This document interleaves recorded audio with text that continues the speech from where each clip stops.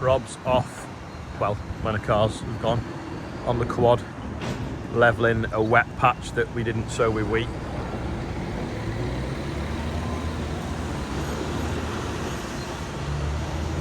Trucking away. Oh, he's using this gateway. And I'm not going to lie, I'm really excited about my new tyres. I've always worried about them other ones weren't up to the job. And they look better because they sit a lot flatter. Has anyone got any experience with McConnell rollers? Because I've seen a set of them for sale. Same width, bit newer, but on super single, which again is like a bigger tyre again. You can't really put a bigger tyre on here because it'll interfere with that frame. But it'd be better if it was on super singles because we have a bigger hub then, I think. We do a lot of road work with ours, you see. Just checking the axle load, 5, 6, 40. Don't know what pressure to set them to. Dad's doing the drying floor. Wendy's in a new office. I've weighed the axle, 5 point something on it, whatever. So I can run them a lot higher. And they don't really get used in the field. They're mainly for road transport. So I'll run them hard so that there's less drag and they don't heat up. Tyres are all at the right pressure now. Morgan's greasing the drill. Bill and Joe's has lights on the top of theirs there, whereas ours doesn't. We need lights, don't we? What? We need lights on the back. Oh yeah? Oh, what do you do a kit? Yeah. Bet Ben does as well. Let's roll, literally. I feel better now though, knowing that the tyres are right, because like I say, one had been flat all winter and didn't look the best, and then the other one had an egg in it as well, just from moving it from one side of the road to the other around the yard. The bearings, I wasn't happy that they'd got grit in them, so at least now I know that the wheels shouldn't fall off. This field was drilled up and down there, but I'm rolling it on a slight angle. It's a little bit cheesy when we did it, so I just want to, like, going on a slightly across the drill patterns, it'll just close them over. Hindsight's a wonderful thing. We probably could have waited a week, but it is wheat and we didn't want to get it in. If only we knew that March was going to turn out like this. This feels pretty dry apart from the bottom of the hill. There's a wet hole that we've had to go around. There's a ditch there as well. Maybe it needs a little drain in it. It was alright until it had spuds on it. Anyway, if you look now, you might see something coming.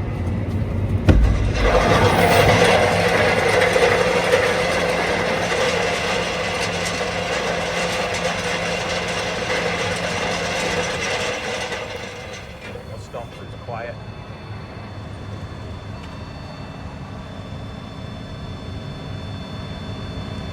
Big Bertha. You would meet the van on the bridge, wouldn't you?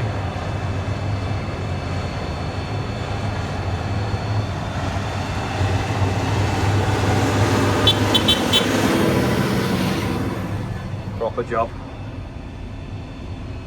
It's a monster, isn't it? Right, here's a quiz question for you. What are they? Something my mum's left in the shed, and to be perfectly honest, you could trip over it in the dark and get stuck in it, which could damage your foot like this. There's a foot update from it.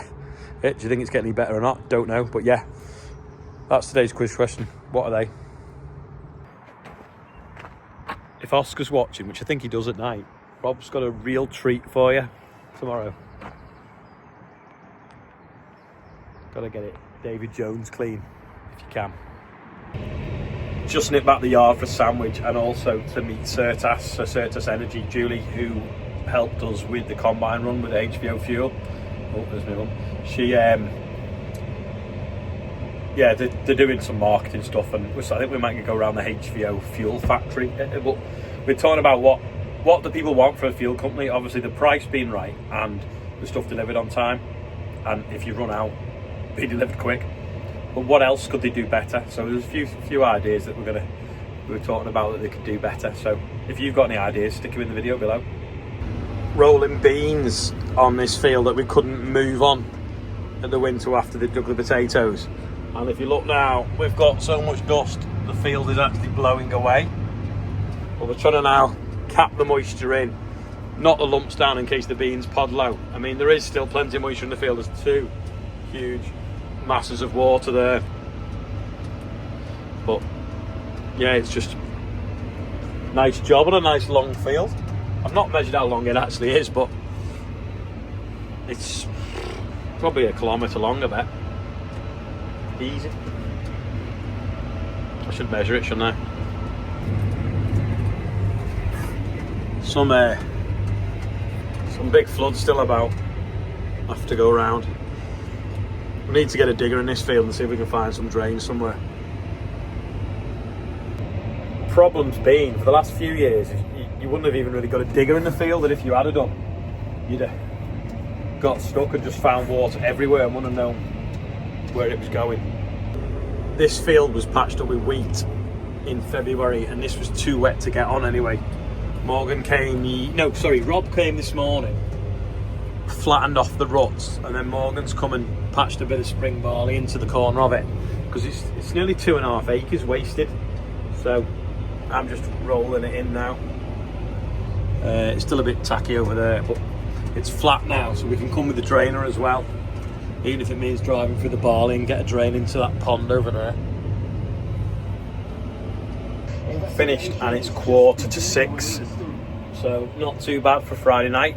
I made this little video before now because we're worried about what's happening to our fuel. Anyway, here it is. Just rolling some barley in. Got some wheat to do next.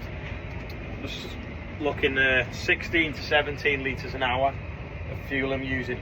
There's a rumour going round at the moment, and I hope it is just a rumour, that they might put road fund duty on tractor diesel that get used in the field. I know you will see tractors going down the road, but when they're in the field, they're doing jobs like this, producing barley and wheat predominantly in the UK because we have a good climate for that. If we were paying road fund duty in fields, it means that wheat and barley will not be viable in the UK anymore.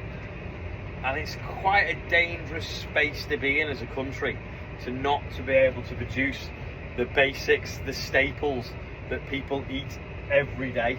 You know, our daily bread would be under threat massively if we couldn't afford to grow it anymore in the UK and we had to import it.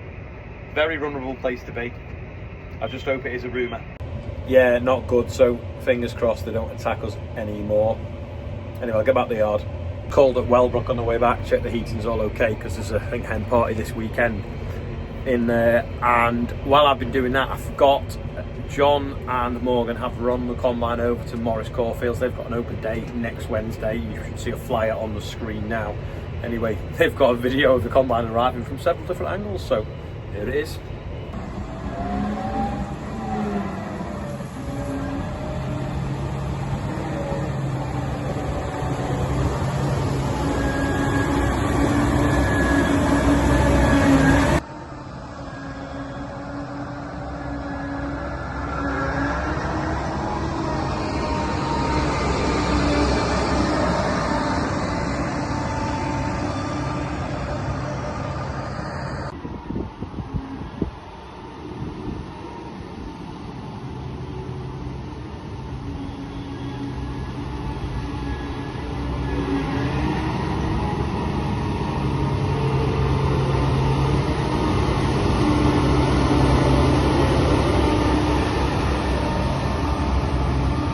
From a quiet birthday bumper to quite a busy one today. We got Baz Walkup is on there. Bev and Pippa Dixon, 90 not out. Now, I think Jono must have put that on. Don't know whose age is which, but have a guess. Andrew Cottrell. Shannon Cosgrove Murphy's 28. Harry Hyman is 5. Alan Ray is 12. John Barnett's on there. And Ian Bennett, lives across the field, kind of, is 75. So happy birthday. Everyone on there. And 75, that's 3/4 of the way to 100, Ian. Happy birthday everyone on that and anyone else whose birthday is today. And we're now screaming on to 88,000. Anyway, I'm back. I rolled some of the stuff where them spuds had been, and now the rollers smell of stinky rotten potatoes. But happy with them tyres. Just come home down the road, absolutely stone cold, which is great. The dust caps have all stayed on as well, so they're it's like a new set of rollers. That's a bit weird. You might be able to see with the camera, but let me try this. No, you can't see. Can I turn the flash off? They're lighting up faintly. See, don't know what's causing that. Do I need to unplug them overnight? I didn't last night. I just don't want to have a flat battery in the morning, but equally I don't want to forget not to plug them in again. Let's put something on the seat to remind me. Oh, I'll risk the fact that it never went flat last night, because we noticed last night when we were putting the wheels back on that bit of a faint glow, and it still started this morning. Got quite a bit done. Frustrating that we didn't get finished sewing, but it's better to be sewn out of time than out of tune, as John Fivian used to say. And now the weather next week looks a bit more settled than we thought, and we've broke the back of it. If we've got to go do another field or two next week, so be it, but we've broke the back of it now considerably. Annoyingly, some of the stuff that we sewed in February, some of the wheat we put in at the end of Feb, if we'd have known that March was going to turn out that well, we wouldn't have mauled it in, shall we say. But we had to take that opportunity, because the last few years, every day that we can move the drill, we've needed to take.